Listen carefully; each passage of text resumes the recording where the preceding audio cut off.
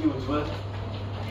As we are talking about and discussing about growing industries in India, how we can ignore this industry, artificial intelligence. Mainly AI के दो type है, एक है weak AI और दूसरा है strong AI. Weak AI में ऐसा होता है कि एक स्पेसिफिक काम के लिए, स्पेसिफिक टास्क परफॉर्म करने के लिए, इफेक्टिवली कवर करने के लिए और टाइम मैनेज करने के लिए ये वीक एआई काम का यूज़ होता है। हम जो एप्लीकेशन यूज़ करते हैं जैसे चैट जीपीटी, विजुअल स्टूडियो हो गई, कई सारी वेबसाइट हो गई, वो सब वीक एआई से बनते हैं। और जब स्ट्रॉन्ग एआई की बात करें, strong AI is now not performing well and not just theoretical. और स्ट्रॉन्ग एआई में ऐसा होता है कि वो ह्यूमन ब्रेन को सरपासिस कर जाएगा, जैसे कि हमारे ह्यूमन्स के इफेक्टिव वे को, हमारी जॉब्स को भी ले सकता है। लेकिन ये सब सिर्फ थियोरिटिकल है, कोई प्रैक्टिकल उसका एग्जाम्पल नहीं है। आगे हम बात करें कि अपॉर्चुनिटीज की बात करेंगे, हम जानते हैं जैसे जिस टेक्नोलॉजी आती है तो वहाँ पे कुछ नई स्किल्स एक्वायर होती है, कुछ नया डोमेन आता है, कुछ नई स्किल हमको एक्वायर करनी पड़ती है। तो जैसे बात करें कि पहले स्किल है चैटबॉट कॉपी राइटिंग। जैसे कि हम चैटबॉट कॉपी राइटिंग बात करें तो वेबसाइट्स का हम बहुत सारा यूज़ करते हैं, लेकिन इसका भी हमने यूज़ किया होगा।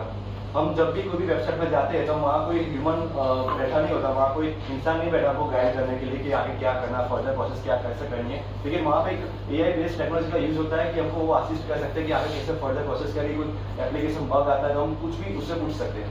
आगे बात करें कि हम इंडिया में तो नहीं रोबोटिक्स नहीं आ रही अभी 2-4 सालों में, लेकिन बाहर जब चाइना, यूएस और जापान में ऐसे म्यूजियम हो गए, मतलब मॉल में भी जैसे रोबोटिक्स काम करने लगे। वहाँ पर कोई ह्यूमन्स नहीं है, लेकिन सब मैनेजमेंट रोबोटिक्स से होता है।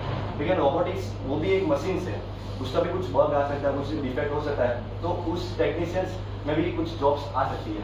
और जैसे बात करें हम इंडिया में, 1 minute strictly 1 minute। ओके, जैसे बात करें हम नेक्स्ट टाइम मेनली हम इंडिया में 3 सेक्टर में काम कर रहे हैं अभी कि एआई इस सेक्टर में आगे बढ़ने वाला है। एक एग्रीकल्चर, जिसमें प्रिसीजन फार्मिंग का कॉन्सेप्ट है, जिससे हम सैटेलाइट से और ड्रोन से हम लैंड की पिक्चर ले सकते हैं और कौन से सीड्स उसमें डाल सकते हैं और कौन से क्रॉप उससे ले सकते हैं। मतलब सबसे ज़्यादा इफेक्टिव वे प्रिसीजन फार्मिंग का इस आगे के 10 सालों में आने वाला है। सेकेंड टॉपिक है एजुकेशन, जिसमें हम घर पे बैठ के कोई भी इंडिया में कोई भी कॉर्नर में बैठ के कुछ भी अपने अलग फील्ड से भी कुछ सीख सकते हैं। जैसे चैट जीपीटी हो गया और गूगल ट्रांसलेशन हो गया, जैसे कोई सारे वेबसाइट का हम यूज़ करके कुछ भी फील्ड का कुछ भी सीख सकते हैं। आगे बात करें तो AI in health care.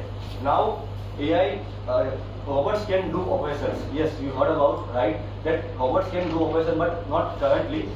Robotics health industry में ऐसा भी आने वाला है कि एक कस्टमर सर्विस भी आ सकता है आगे के 10 सालों में, कि उस पर भी काम चल रहा है इंडिया में।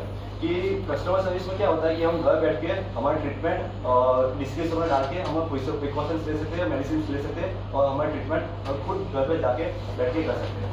Thank you for listening us.